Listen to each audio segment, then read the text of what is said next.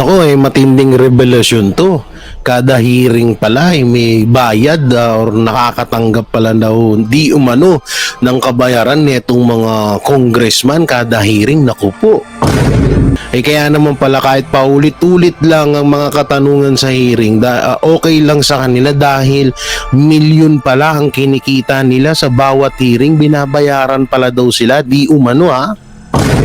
At eto, speaking of Congress, no, mukhang nasasabon po ang isang congressman dahil talagang grabe po ang baha sa lugar nila ngayon. So, asan na yung 9.5 billion di umano na pondo doon sa lugar na yun? Hinahanap na. So yan po mga banateros, mga kabiyaya, isang mabiyayang araw po sa ating lahat at welcome back to my YouTube channel, Jay Guevara TV nga po pala, isa sa mga Banateros Brothers. At ito, muli tayong nagbabalik. At ito, pag-usapan natin to, grabe no. Halimbawa man kada hearing may 1 million may 1 million ka matatanggap kada hearing, di na masama no. Oo, kasi may mga bali-balita at mukhang nanggaling pa kay merong etong mga crocodile ay binabayaran daw pala kada hearing. Di umano ha? Oo, di umano binabayaran sa kada hearing. Aba, malupit to. Kung ako naman din sa kalagayan ng kaya ako magpupursige na bumanat ng bumanat sa mga Duterte kung may bayad naman, di ba? Pero hindi natin ugali yun kasi maraming na, alam nyo, sa aming mga Banateros ay maraming nag-o-offer na ng ganyan. Yung mga about sa mga bayad-bayad pero hindi ho namin yan tinatanggap. At nung mga nakaraang lang buwan, ay may nag-offer din ho sa akin. Ang unang offer po ay 50,000 per month. Banatang ko lang si ganito. So ako po ay hindi pumayag. At pangalawang offer, medyo tinasan na, dinoble. At nagulat ako sa pangalawang offer po dahil ino-offeran na po ako ng 150,000 per month para lang bayaran si ganito. So hindi ko napapangalanan yun. No? Mahirap na kasi syempre madawit na naman tayo sa issue na yan na at least tayo tumanggi po tayo doon at may katibayan po ako na tumanggi ako doon. Pinakita ko sa Banateros Brothers yung conversation at nag-video rin ako at yung mukha nung tumawag sa akin na hinihikayat nga ako na sumali sa team nila para mabayaran or bayaran at para banatan si Tutut. Tago na lang natin sa pangalang Tutut. Siyempre, mahirap na yun. So, eto na nga, no? At eto, nagwawala na po ang mga tiga Bicol. Dahil isa po sa mga nasalanta talaga or isa sa mga naapektuhan ng bagyo ngayon ay ang lugar ng Bicol na kung saan alam naman ho natin na sinabi mismo at nanggaling po kay sa ating future president na si BP Sara Duterte na isa si Saldico sa humahawak sa pondo ng buong bansa.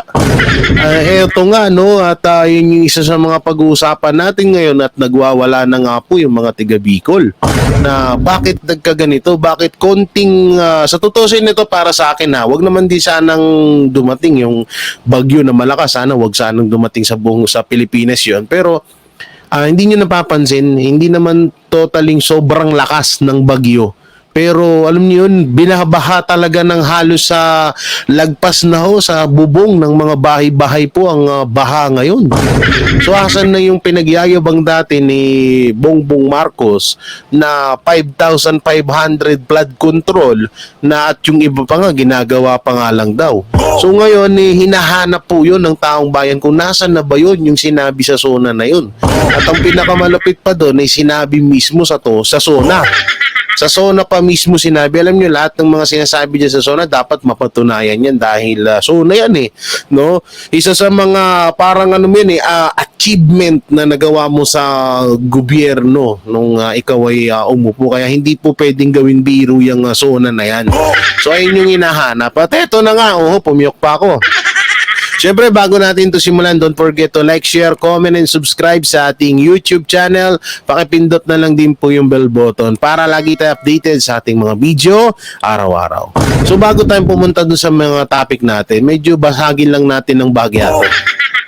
Basagin lang ho natin ng bahagya itong sinabi ni former DILG Secretary Benhur Abalos, na kung saan ay sinabihan niya po itong si Pastor Apollo Sikibuloy na alam ko na may mga karapatan si Pastor. Alam mo pala yun? Ba't hindi mo kami in-inform, Abalos? Ngunit hindi siya nararapat sa Senado.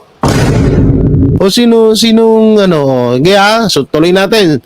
Ngunit hindi siya nararapat sa Senado, dapat siyang managot sa batas. Ito lang ang pinakatanong dito. Kung si ang palaging tinatanong ho ng taong bayan na bakit si Pastor ay hindi pa nga nahahatulan or wala talagang hatol sa kanya na ginawa niya talaga yung mga paratang laban sa kanya, ba't ganyan na kayo agad magngangawa? Bakit yung ibang mga politiko na nakaupo na mismo sa ating gobyerno ay isang damakmak ang mga kaso at may mga 3 or mahigit sa 10 politiko na mga convicted at mga involved sa iba't ibang kaso na nandyan mismo sa ating gobyerno, bakit hindi nyo sinisita? Ba't nakatuon lang kayo kay Pastor? Tsaka ito yung sinasabi niyang hindi karapat dapat, so ikaw karapat dapat ka? Paano mo naman sa amin mapapatunayan na karapat dapat ka sa pagiging senador? Kung nung DILG ka pa nga lang, hindi mo mahalos magampanan yung trabaho mo, tapos karapat dapat ka na maging senador?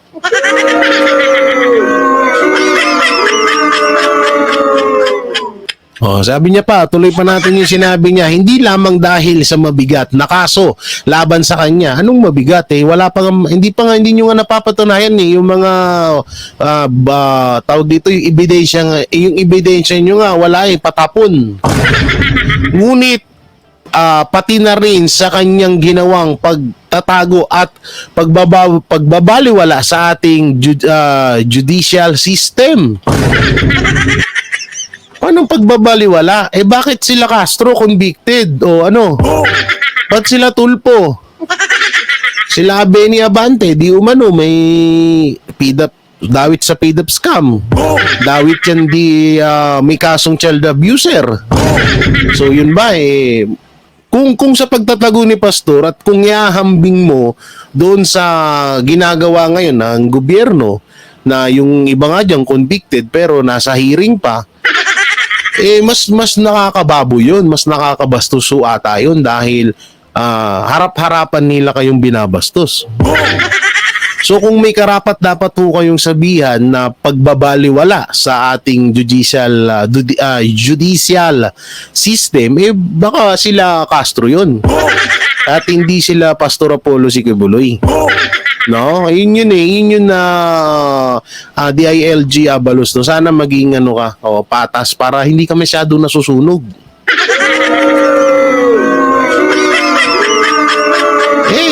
Tingnan nyo, nasusunog ka tuloy.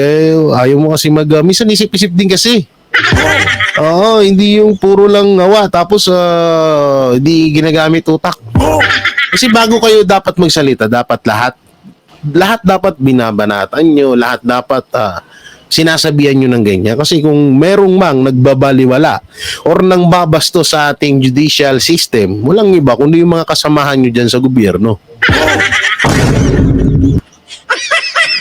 Samantalang, mapunta na tayo dito kay Saldico. So, ito yung, tama ba? Ito ba yung, tingnan natin dito sa ating downloader.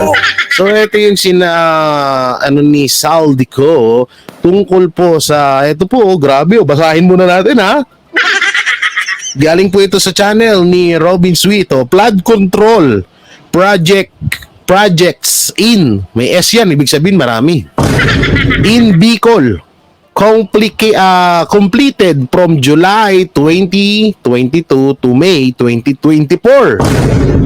Ito po yung mga ginastos doon or nagastos. 2024, 14.6 million pesos. 2023, 9.6 billion, ha? Hindi million, ha? Billion pesos. Ito po, 2022, 14 billion pesos.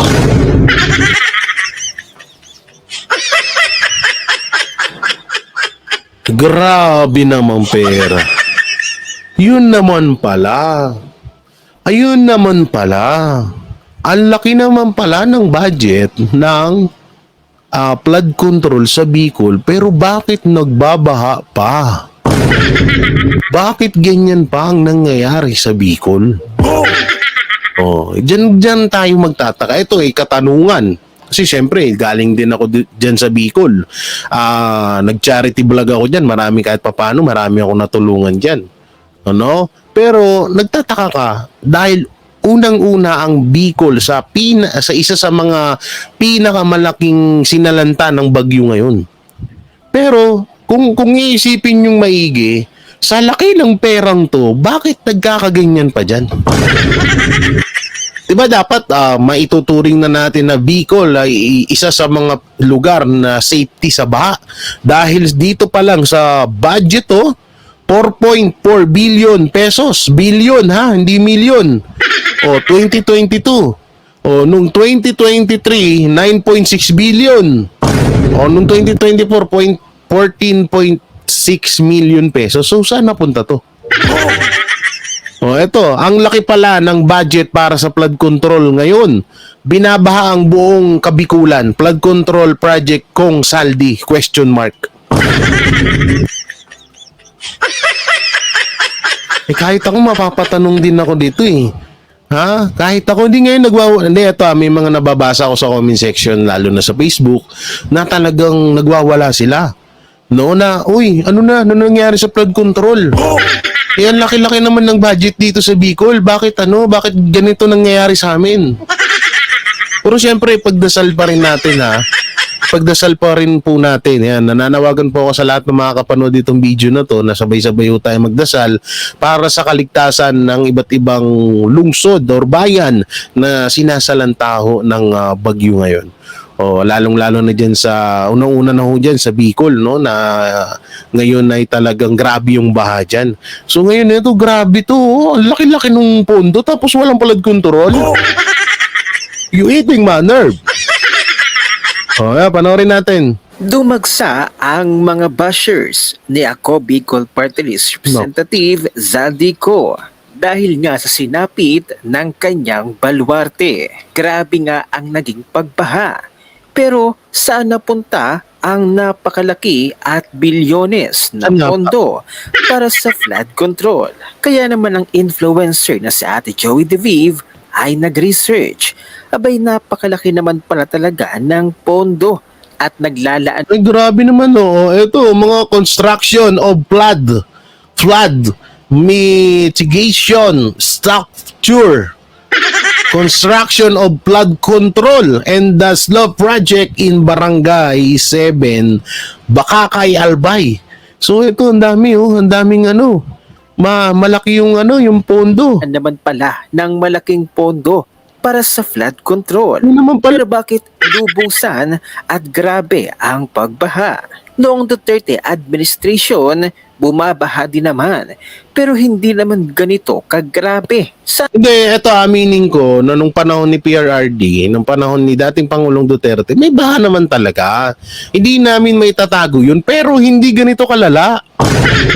Anak ng teteng una-una ito pa. Nung mayor pa lang si PRRD, nasaksihan niya na yung maaaring mangyari kapag sinalanta ng baha ang isang lugar. Una-una dyan sa Tacloban. Alam naman natin na isa si PRRD sa tumulong. O may mayor pa siya nun, ha? Hindi pa siya presidente nun. Pumunta doon si PRRD para tumulong at doon nasaksihan ni PRRD na daming namatay dahil dyan sa bagyo at dahil dyan sa mga pagbaha at landslide na yan. So, ang ginawa ni PRRD ay inayos niya yung mga flood control dito sa Pilipinas. Pero ngayon ano na nangyari? Saan ba talaga napunta ang pera ng taong bayan? Anong pera pala niyan eh? Remember the 5,500 flood control projects PBM was raving about last SONA? Asa na yun? Well, nakakuha tayo ng listahan from Okay, may listahan na. DPWH via FOI. List of 5,521 completed flood control Okay na. projects completed from July 2022 to May 2024. Data as of May 31, 2024. Yan na, nakikita nyo ba yung picture dyan sa monitor natin? Pakita natin, lakihan natin. Yan o. Yung mga bubong, nakita ko po yan yung video niya sa Facebook.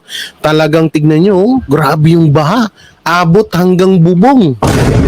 Di ba kayo naaawa sa mga tao? Grabe naman. Di ba, hindi ito tanong ko, diretsong tanong to doon kay Saldi ko. Hindi kayo naawa sa mga kahit na lang sa Bicol na lang, sige dyan na lang, oo. Hindi kayo naawa sa mga tao dyan. Tingnan nyo. Oh. Di ba sabi nyo, lagi kayong nandyan para sa bayan. Lagi kayong nandyan para sa mga bumuboto sa inyo. Lagi kayo nandyan para sa sa mga kapwa nyo Pilipino. Mapagmahal kayo sa kabataan. Sa mga matatanda. Maalalahanin. So, asan na? O panahon na mismo talagang mismong tadhana or panahon na mismo ang nagpapatotoo na wala talaga kayong kwentang mga namumuno sa bansa sa iba't ibang lugar sa Pilipinas. Tingnan nyo ba naman, nakakaawa, alam yun, nakakaawa na nakakalungkot na sa napakalaking pondo ng mga flood control sa iba't ibang bansa, sa iba't ibang lugar sa Pilipinas, ganito ang nararanasan ng iba nating mga kababayan. Tingnan nyo ba naman, sino bubuhayin yan? Ha? Sino bubuhayin ng baha na yan kung hanggang bubong yan? Ngayon, ang tagal na hong dumadaan ng mga bagyo, lalong-lalo na dyan sa Bicol. At ilang taon na rin hong na naging congressman dyan ng mga ko. Na salot-salit-salitan lang. Bakit hindi nila magawan ng paraan to? Tapos kung ipagmayabang ng leader nyo na may 5,500 flood control sa SONA nung SONA na sinabi niya, ngayon, asan na yun? Download nyo na. Ngayon, eto ang gagawin natin mga Dutertistas. Look for your region, province, and barangay na binababaan ng flood control project. Hanapin nyo saan napunta ang millions and billions of taxpayers' money. Talk to the barangay captains kung saan tinayo ang flood control project. Ito may dugtong ko lang. Dito sa Taguig, napakalapit ho namin sa... talagang mapapaisip ka na talagang sa Taguig, talagang magbabaha. Dahil napakalapit namin sa Laguna Bay. Pero hindi umaabot ng ganito kalaki ang tubig dito sa Taguig. Totoo yan. Yan ang may papatotoo ko sa inyo. So sa madaling salita, na yung namumuno dito sa Taguig ay talagang ginagamit yung pondo, ginagamit nila yung pondo para dyan sa flood control na yan. Kasi hindi namin nararanasan to. Bumahaman dito sa amin, pinaka natatandaan ko sa loob ng magte-31 na ako sa December 18 baka naman. Wala lang, nasabi ko lang, Sa atin, sa edad kong 30 years old, naranasan ko lang pinakamalalim na baha na nangyari dito sa Taguig ay yung hanggang dito sa dibdib o sabi na natin sa taas ng bewang. Dito sa may, ano ba tawag dito? Basta dito sa ilalim ng dedi ko. Yan, dedi ko Yung habagat, natatandaan yung habagat? Yung puro ulan lang, ilang araw na ulan yun. Umapaw talaga kasi ilang araw na ulan yun. Buti nga nun, walang hangin walang masyadong hangin, walang malakas na hangin, kundi puro ulan lang, ulan ng ulan. Yun naranasan namin, pero hanggang ngayon hindi namin naranasan tong ganito. Na umabot na hanggang bubong ang baha, hindi namin nararanasan. Partida ho napakalapit namin sa Laguna Bay. Andyan lang yung sisik sa unahan. pero di namin naranasan yung ganyang baha na yan. Hindi ko na lang alam kung noong panahon, kailan lang naman ang mga Cayetano dito sa amin, no? Kailan lang naman dito nakaupo ang Cayetano at ibang mga congressman. So nung panahon siguro baka may bahang nangyaring ganun, hindi ko alam, hindi ko naman naabutan yun. Pero ngayon yung sinasabi ko yung ngayon, wala talaga kami naranasan na ganito.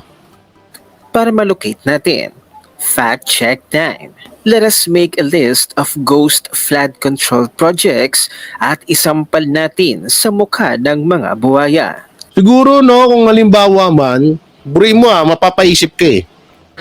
Sabi ni BP Sara, si Saldico ang isa sa humahawak ng pondo ng buong Pilipinas. So, mapapaisip ka na, ay, kayang-kayang pagandahin ni Saldico ang buong Bicol. Kayang-kayang palaguin ni Saldico ang buong Bicol kasi isa siya sa humahawak ng pondo ng Pilipinas. Pero bakit parang hanggang ngayon, hindi ko naman sa nilalait ang Bicol, bakit hanggang ngayon parang napag-iiwan? Kasi kung ipagkukumpara mo ang Bicol sa Davao, walang-wala ang Bicol. Sorry po sorry, wag kayong ma-open sa mga Bicolano. Tumira ako dyan sa Nabua, dyan sa may pabahay project pa nga ako dyan sa Albay, basta marami akong nagawang project dyan. Pero nung ayon sa mga nakita ko, katulad lang nito, yung baha na to, di ba? Dapat mapapaisip ka na, ay sa Bicol walang ganyang baha. Kasi syempre, Saldico pa naman iyan ang may hawak ng ng pangalawang may hawak ng pondo ng Pilipinas. Marami kaming budget dito. Diba? Pero tingnan nyo nangyayari ngayon, nakakaawa lang yung mga kababayan natin niya sa Bicol dahil sa laki ng pondo na ibinibigay sa kanila, ganito ang nangyayari. Talagang ang yumayaman lang talaga si Saldico eh.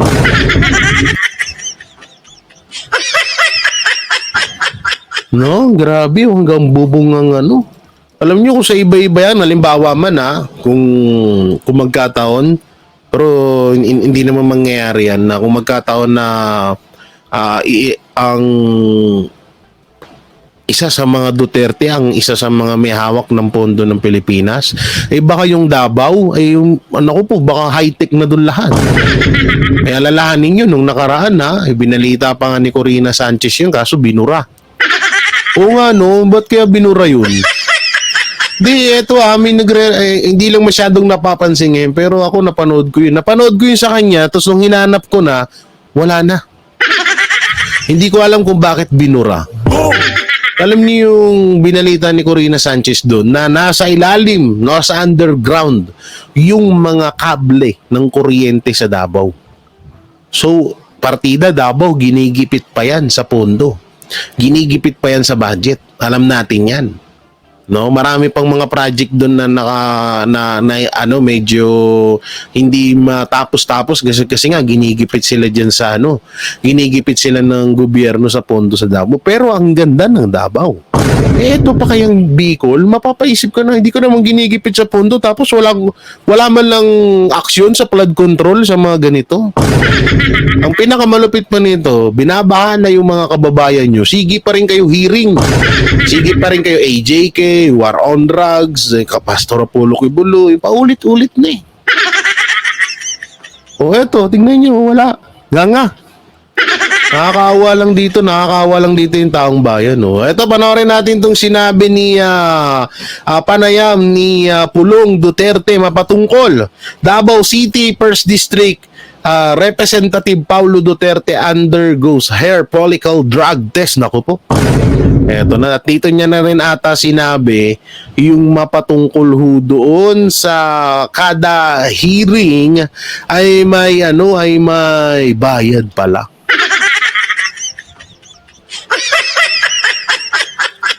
No? Ay may bayad pala ka. Ay, sorry. Lang naman yun. Ewan ko eto pala, may isa pa akong ipapanood sa inyong video. Bago pala yan, eto lang, pasilip lang saglit, no? Eto kasi yan, grabe yan, no? Tingnan nyo yung baha dyan, no? Tingnan nyo, play natin, pakinggan nyo yung boses na nagsasalita.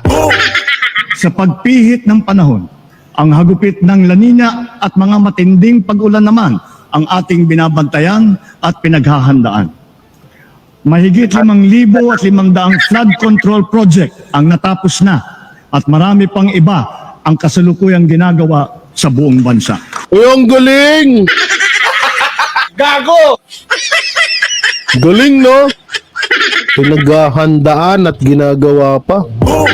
Pero kung bubulat-latin mo yung comment section, ay yung ano, wala. Galiig yung baha, ang lupit, yan na natin ganun talaga, wala tayong magagawa dyan Ganyan naman talaga yung mga politiko, puro lang dakdak So ito, panoorin mo natin to, play. Tinatago, ba't di ka magpa-drug test, di ba? Tama. Go to your constituents na malinis ka. And wag lang yung drug test lang ang tingnan ng taong bayan. Siyempre, titingnan din ninyo yung kapasidad ng kandidato at yung mga accomplishments niya while serving their constituents. Sir, any comment? Kumasa din si Attorney Meeks? Kung ano? Any comment po? Kumasa rin si Attorney Meeks sa drug test? Di congrats. Di ba? Pero ito, hindi Sabi, si Raul dito si Kong Pulong, di congrats. Totoo naman, di congrats nga naman. Wala lang, natawa lang ako sa sinabi ni Pulong play. ginawa to hit with the call of Ms. Nograles. Hindi naman, kasi meron din siyang Hindi, challenge actually, sa kanyang Facebook. Actually, nagpa-drug test ako. Same dito rin. The day after nag-file ako ng bill. Kasi baka i-demandong young guns kaya inunahan ko na sila. Oo nga naman, baka mamaya unahan ka na naman ng young guns dyan. Oo, alam mo naman yun, puro konting kibot ng mga Duterte, gigil na gigil yung mga young guns scene natin. Oo. Okay, play. Ngayon, tas inulit ni VP Inday. So, napag-usapan namin, naulitin ko na lang din. Tama naman. The third time na... Yes, yung una, yung kay Trililing na hamon. Kay Trilling. O yung nga pala, Trilling, ba't hindi ka nagpapadrug test? Lakas-lakas mong makabintang na mga adik mga Duterte, tapos isa ka sa hindi gumagawa. Diba? O dapat dapat kilos-kilos. Pag puro tayo bintang, dapat may rin tayo. May tinatawag na kusang gawa na para tularan tayo. Halimbawa niyan, katulad yung sa drug test na yan. Palaging yung sinasabi na adik ang mga Duterte, adik sila Pulong. 'Di ba? Dapat kayo mismo na pinapatunayan niyo 'yun. Hindi ko alam ba't hindi ka nagpa-drug test. Tsaka inaantay din namin isa sa pinaka-inaantay namin si Bongbong Marcos, kailan pa ba magpapa-drug test? Naturingan na tawag dito naturingan na mga na ikaw ang presidente ng Pilipinas, dapat ikaw ang unang gumawa niyan. Ito ay kahilingan po yan Kahilingan po yan ng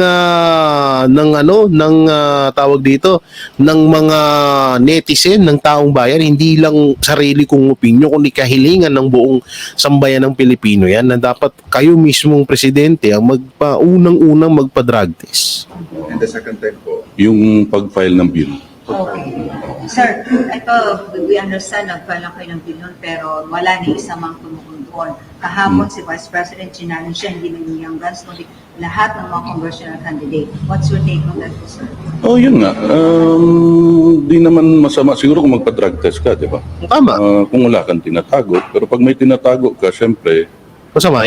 it's up to you, di ba? Kung paano mo i-handle yung sarili mo sa harap ng constituents mo. But you think, sir, mas better ang leader kung... Syempre, pag hindi gumagamit ng droga, syempre, nasa maayos yung pag-iisip mo. Oo, tama. Sorry for asking you this. Marami kasi mga negative comment kay VP. Psychiatric test daw. Ay, si VP na pong sasagot dyan. Sinagot na niya kahapon, pero Okay. bilang kapatid, bilang kuya, sir, Oo nga pala, yan yung suot ni Congressman Pulong Duterte. Ayan po yung kanyang party list, yung PPP party list. So, ayan na, huwag nating kalimutan yan sa mga ganitong negative comments kay VP, sir? Eh normal yan, kami ang kalaban ng administrasyon ngayon. So syempre, sino ba yung nagko-comment, di ba? Syempre, yung mga kaalyado nila. Are you hurt, sir? Ako? Hindi, normal yan sa politika, madam. Sir, going back dun sa job, Tinawag na nga akong drug addict, drug pusher, drug lord, drug smuggler. Kahit may 5 anak ako at 4 na apo. sir, going back Kaya na, kaya nga dapat yung mga nagsasalita ng ganun, dapat sila na yung gumagawa. At sino ba yun? Di ba si Trililing yun? Ewan ko, ba't hindi nagpapakita si Trililing ngayon? drug test. Sa tingin niyo yung mga congressman na hindi Abisi sa pangangampay niya. si Sara? Sa tingin ko, alam nyo na yung sagot. Pwede yung pangalanan, sir. Ano, senador? Senator, congressman, sir, in particular dun sa mga congressional candidates na Magpa-drug test na lang sila. Tama, Magkaalaman, di ba? wala nang puro satsat. Sila, sir. Lahat na talaga. Lahat. Di ba? Total, imposible naman wala silang pera pang drug test. Oo, may mga mamahaling relos nga eh. May mga mamahaling bag tsaka sasakyan tapos wala silang pang pa-drug test. Parang kalokohan naman nata yun. Si PRRD, how is he po? Last week nandun ako, ayun, nagkukwentuhan kami sa candidacy niya rin as mayor. Okay naman, kampanya raw siya, pero sinabihan nga namin na mga piling barangay na lang na hindi na pwede lahat ng barangay ng Davao, 182 barangays yun. So, piling barangay na lang na magkakampanya siya. Sir, last time sinabi ko ni Sara na tatakbo ang tatlong Duterte, Congressman Colonier, Baste at si dating Pangulong Duterte. Ano po yung nangyari, sir? Sabi niya yun. Wala pa naman talaga, wala talaga yun sa plano ko, no? Kasi may isang term pa nga ako as congressman. Tapos ever since pumasok ako sa politika, hanggang 2 terms lang ako. So yun nga, sabi din ng mama ko na tapusin mo yung yung term mo as congressman. Pero sa 2028, sir, may plano po tayo to... Wala. So ito second May plano akong mag-retire. So ito second term pa lang po. Third na po. So you will finish your term? Yes, opo. Opo. We were expecting kasi it was announced earlier by TV na yung mga kapatid daw ay sasama sa Senado. Walang pera pang gastos para nationwide na kampanya mo. Also, sir, dun sa pagkalaban ni Nograles against your father po for the mayoral tapos. Right niya yun. Di ba? Kahit sino naman pwedeng lumaban kay Mayor Rudy. Tama. Binigyan siya ng posisyon before and maganda yung naging Tama naman yun eh. Ito yung kinabilibang ko sa mga Duterte. Ito, tinanong na rin to kay PRRD noon. Ano pong masasabi nyo na kakalabanin kayo ng Nograles? Sagot ni PRRD. Dati pa naman tumatakbo yan. So lahat malaya tayo sa ganyan eh. Kaya nga, eto, tama rin yung sinabi ni Pulong. Lahat naman malaya. So kung gusto nilang tumakbo, para kalabanin ng mga Duterte, walang problema. Freedom na lahat yan. Pwede pang kalahatan yan. Kahit ako, tumakbo ako sa Davao para kalabanin ng Duterte sa pagka-mayor. Karapatan ko yun. Ganon. Diba? samahan ng Nograles at Duterte since 2016 at least. Kung sa akin, hindi maganda samahan namin ng mga Nograles. Can you add, Kasi yung tatay nila, ginawa kong drug addict sa Davao way back 1992-94. Nako. Kung nag-umpisa yung drug addict ako sa tatay nila eh. So yung mga binabato kay Pulong at sa mga Duterte na drug addict itong mga Duterte na sinasabi din minsan ni Trillanes, galing ang nagsimula pala niyan yung tatay nila Migs Nograles. Di ko alam yun Tsaka ito, wait lang, sinungaling si tatay nila Nograles. Kasi kasama nila si PRRD noon okay naman yan sila dati. So ibig sabihin nagkagalit lang kayo. Kaya kaya ganyan ka na sinasabi mo sa kanila ngayon? So wala nga, yung pangit nga na mga ugali ng mga Nograles na to. Sir, hindi the first time na maglalaban ng Nograles. Pero kung Pulong, this time I did not consider them as my friends, ma'am. you never did. Yes, tatay ko lang. Okay. Pero this time, maglalaban ulit kayo sa local elections. How is it different this time, Congressman Pulong? Wala naman. Wala namang difference. May kalaban naman ako parati pag tumatakbo. Except nung vice mayor. Pero as far as you know, sir, Davao Sino kaya nagtanong na yun? Palagi naman may kalaban yung mga yan. is very satisfied pa sa pamamahala po ng mga Duterte. Ang makakasagot niyan yung mga tiga Davao. Tama. Pero meron bang bagong gagawin strategy ang mga Duterte ngayon? Or you still Same lang ma'am, mga ngampanya. Ngayon nga sabi ko, wala kaming ayuda. Di gaya sa kanila ngayon. So, tanggapin ng mga tiga Davao yung ayuda. Kanila naman yan. Di ba? Sir, So, speaking of budget, kamusta yung budget, sir? May, ano na ba? May natatanggap pa ba kayo? wala. Wala. Zero. Yun yung mahirap no? Yun yung mahirap. Tatakbo ka, tapos bibigay ka ng ayuda. Tapos pag nakaupo ka na, wala ka na ipamigay na ayuda. Yun yung mahirap dun, saklap nun. Ayan, narinig na mismo natin sa bunganga ni Pulong na wala silang natatanggap ng mga budget. Tapos, bakit ang ayos ng Davao? Partida, wala pa, ginigipit sila sa budget, ha? Samantalang sa Bicol, bilyones ang budget doon, pero laging baha. zero budget for Davao City? Yung pagkaalam ko, yun ang narinig ko from my colleagues. Sir, the President has signified his intention before to attend sa platform. Hmm? Ikaw bilang pangalan niyang anak, kung bibigyan niyo po ng payo si Presidente, will you even... Sasamahan ko nga sana, ayaw niya eh. Sa Congress? Oo, ayaw niya eh. So you did not encourage him not to join, ay not to go. Ay, hindi naman. Bakit naman? So kahit sa Senate, sir, Ewan ko sa mga kapatid ko pero hindi namin napag-usapan na i-ano ko siya na huwag pumunta. Sinabi ko pa nga, samahan ko siya, tapos ayaw niya. so may we know why. Na, Bakit okay lang sa inyo mag-attend si Presidente sa platform? bakit naman hindi? Di ba? Ano bang masama kung pumunta siya dun? At wala namang ginawa si PRRD. Wala namang ginawang masama yung binibintang nila ngayon. Tama yung sinabi ni Pulong, anong masama? Lahat naman ng binabato sa tatay ko haka-haka lang naman nila yun. Diba? Kaya nga ito, pakinggan natin. Sir, pero ano reaction nila? Hindi niya tinuloy. Pero ang tuloy na doon is kagaya ng sinasabi nila about katulad niya sa war on drugs, sa drug test, hair follicle test, kung hindi ka na ma-addict, edi magpa-drug test ka. Ngayon, ganoon din yung kay PRRD. Wala naman siyang ginawang masama, edi matin siya doon, walang problema. Yung Quadcom na patuloy na iniimbestigahan yung supposed drug war reward system dun sa tatay. Gusto niyo malaman kung magkano sila per hearing? Ay, grabe! Gago! Gusto niyong malaman kung magkano sila per hearing? Paktay. Yan na. Grabe, magkano kaya? Magkano? Kung Pulong? Sabi mo mga ako. Ha? Wag na, joke lang yan. Nako! Magkano per hearing? Wow!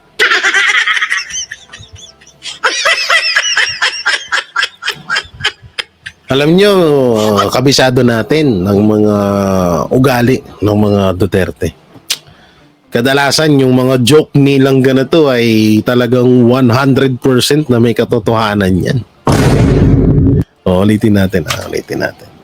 Ganda pakinggan Sa tatay. Gusto niyo malaman kung magkano sila per hearing? Naku po! Grabe yun. Kayo kaya, ito, tayo, para sa akin. Guro, ito mababa ang 1 milyon. Kung totoo, kung halimbawa lang ho ito halimbawa lang kung totoo. Mababa ang 1 milyon sa kanila per hearing. Sabihin na natin mga 20 million, wow. 20 million kada hearing, no? Pwede. Hindi na masama yun. May 20 million ka na. Magkano sahod ko? 250K per month bilang congressman. Kung may 1 million ka kada hearing, sabihin na natin mas mataas pa doon, ganon. Hindi laking bagay nun. Gulat to ikaw kung Pulong Sabi mo mga ako. Ha? Wag na, joke lang yan. Sir, tsaka lahat ng hearing yan from Senate to Grabe. lahat. Bayad yan. Ay, bayad. Lahat directed sa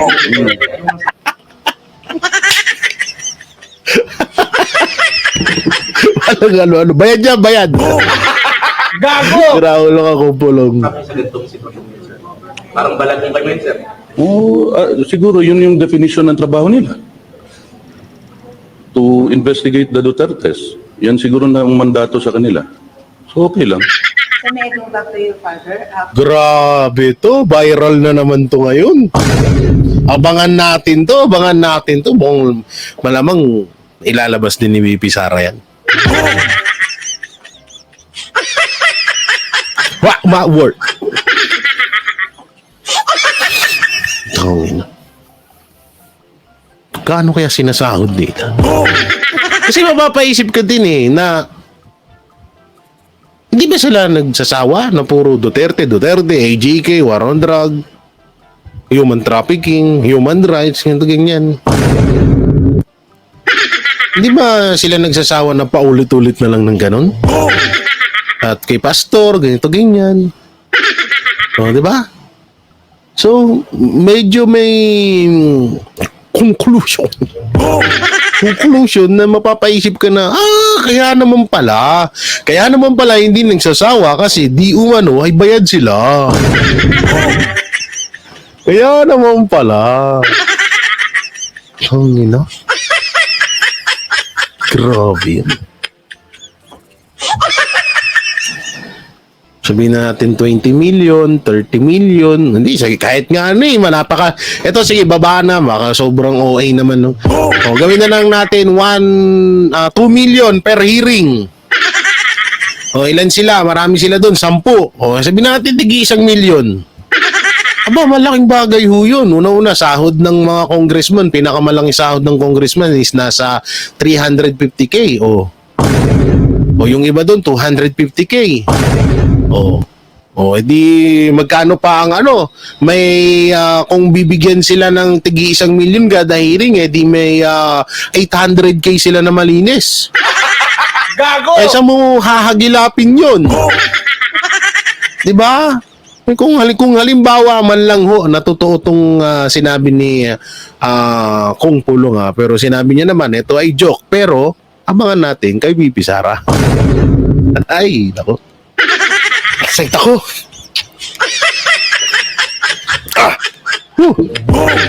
Parang gusto ko na ma-reactionan agad yun. Nanggigil din ba kayo?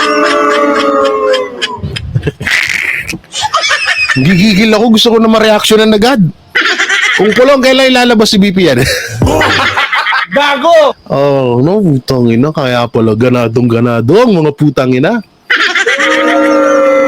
May mga bayad daw pala ang hayop. Ay. Payaman sila ng payaman. Pahirap ng pahirap tayo. Gago! Ay, baka ano po masabi ko dito, no? So yun, mga banateros, mga kabiyaya, anong may kukomento nyo? Na di umano, etong mga crocodile, etong mga congressman, senador, or congressman, ay mga bayad pala. Mga, kung magkano kaya, no? Kayo i-comment na, ito pala, maganda i-comment to. Para sa inyo, kung halimbawa totoo man tong sinabi ni Pulong Duterte or ni Paulo Duterte, comment nyo sa baba, magkano ang tinatatanggap ng bawat congressman or senador na binabayaran sa kada hearing. Siyempre, comment nyo lang po dyan sa baba. Siyempre, don't forget to like, share, comment, and subscribe sa ating YouTube channel. Pakipindot na lang din po yung bell button para lagi tayong updated sa ating mga video araw-araw. At ay, pakisama na rin po ang join button at super thanks sa mga nagko-comment na bakit hindi na ako nagla-live para makapag-share daw sila ng blessing. Pindutin nyo lang po yung super thanks dyan at makakapag ano na po kayo kung anong ito po, walang pilitan ha.